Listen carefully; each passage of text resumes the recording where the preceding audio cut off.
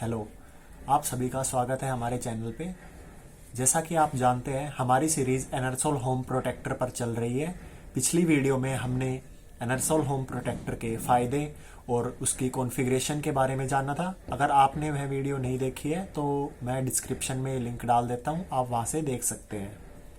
आज हम एनरसोल home protector के डिस्प्ले और फंक्शन के बारे में बात करेंगे। चलिए देखते हैं। जैसा कि आप देख सकते हैं, हमारी पहली एलईडी पर ओवी लिखा है, मतलब ओवर वोल्टेज। यह ब्लिंक करती है जब ओवर वोल्टेज होती है। अगली एलईडी हमारी यूवी की, मतलब अंडर वोल्टेज। यह ब्लिंक करती है जब अंडर वोल्टेज होती है। अगली एलईडी हमारी ओएल की, मतलब ओवरलोड। यह ब्लिंक करती है जब ओवरलोड कंडीशन होती है। अगली एलईडी है हमारी ईएल की, मतलब अर्थ लीकेज। यह ब्लिंक करती है जब अर्थ लीकेज कंडीशन होती है। अब आपको डिस्प्ले पर दो पोर्शन दिखेंगे, एक लेफ़्ट साइड जो हमें वोल्टेज दिखाता है और एक राइट साइड जो हमें करंट दिखाता है। अब हम लेफ़्ट साइड जाते हैं। यहाँ हमें आर वाई बी 3 एलईडी दिखेगी। आर एलईडी जल रही है, मतलब आर फेज़ की वोल्टेज और करंट वैल्यू डिस्प्ले पे हमें दिखाई दे रही है। और जब वाई एलईडी जल रही है तो मतलब वाई फेज़ की वोल्टेज और करंट वैल्यू डिस्प्ले पे हमें दिखाई देगी। अगली जब बी एलईडी जल रही है तो मतलब बी फेज़ की वोल्टेज और करंट वैल्यू डिस्प्ले पे हमें दिखाई देगी। अब हम राइट साइड जाएंगे। यहाँ हमें लोड ऑन की ग्रीन एलईडी दिखाई देगी। जब यह लगातार जलती है तो मतलब हमारे तीनों फेज़ की आउटपुट सप्लाई नॉर्मल आ रही है। अगर यह एलईडी ब्लिंक कर रही है तो मतलब किसी एक फेज़ में प्रॉब्लम है और उस फेज़ में आउटपुट सप्लाई नहीं आ रही है। अब हमें यहाँ 3 बटन दिखेंगे, अप बटन, डाउन बटन और ओके बटन। अप और डाउन बटन हमारे स्क्रॉलिंग के लिए है और ओके बटन सेलेक्ट करने के लिए है। अब हम देखेंगे कैसे अलग अलग फेज़ की वोल्टेज देखी जाती है। जैसे मैंने पहले बताया, अप बटन से हम दूसरे फेज़ पर जा सकते हैं, जो कि है वाई फेज़ वोल्टेज और करंट। फिर से अप बटन दबाने पे हम जाएंगे बी फेज़ के वोल्टेज और करंट पे। फिर डाउन बटन दबाने से हम वापस ऊपर जा सकते हैं, जैसे वाई फेज़, अब आर फेज़। और लास्ट में बी फेज़ के बाद जब हम अप बटन दबाते हैं तो यहाँ ईएल आता है, मतलब अर्थ लीकेज। इसकी वैल्यू हमें यहाँ दिखाई देगी।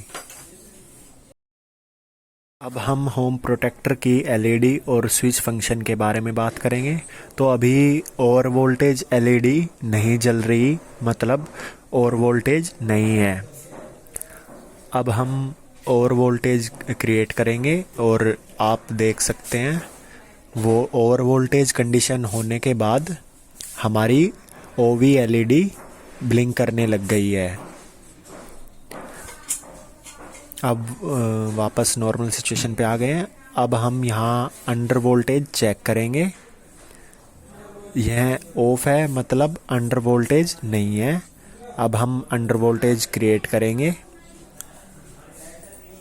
और जैसा कि आप देख सकते हैं, जब अंडर वोल्टेज कंडीशन हुई तो यूवी एलईडी ब्लिंक करना शुरू हो गई।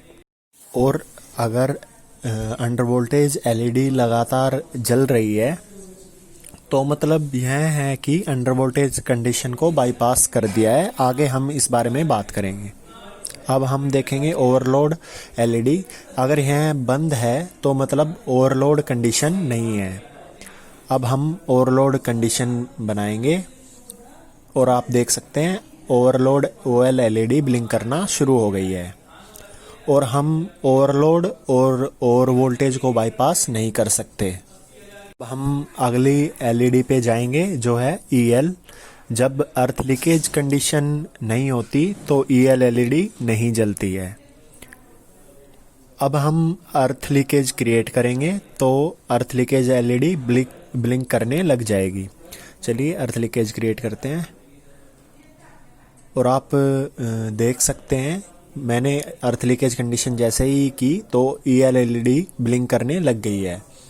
और अगर ईएल एलईडी लगातार जल रही है, मतलब अर्थ लीकेज बाईपास कर दिया गया है, आगे हम जानेंगे कैसे अर्थ लीकेज बाईपास किया जाता है। अब मैं आपको बताऊंगा कैसे बाईपास और रिस्टार्ट किया जाता है डिवाइस को। डिवाइस को रिस्टार्ट करने के लिए हमें अब बटन को 6 सेकंड तक दबा के रखना पड़ेगा और बटन को छोड़ते ही आप देखेंगे कि हमारा डिवाइस रिस्टार्ट हो गया है। अब हम अंडर वोल्टेज कंडीशन बनाएंगे और उसको बाईपास करेंगे। जैसा आप देख सकते हैं हमारी यूवी एलईडी ब्लिंक करने लग गई है, मतलब अंडर वोल्टेज कंडीशन हो गई है। अब हम इसको बाईपास करेंगे, उसके लिए हम डाउन बटन को 6 सेकंड तक दबाएंगे और 6 सेकंड के बाद छोड़ देंगे।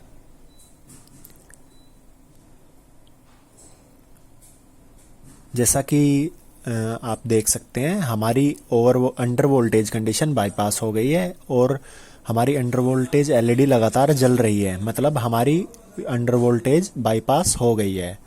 अब वापस बाईपास कंडीशन हटाने के लिए हम दोबारा डाउन बटन 6 सेकंड दबाएंगे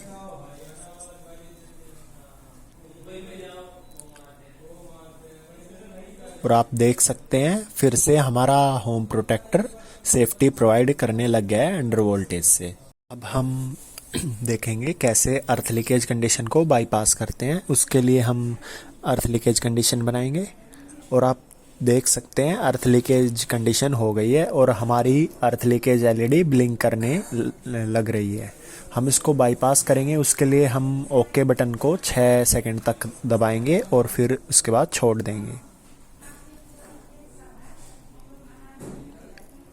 आप देख सकते हैं हमारी ईएल एलईडी लगातार जलने लग गई है, मतलब ईएल अर्थ लीकेज कंडीशन बाईपास हो गई है।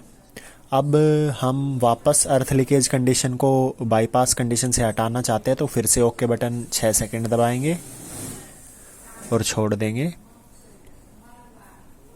आप देख सकते हैं हमारी अर्थ लीकेज बाईपास कंडीशन हट गई है।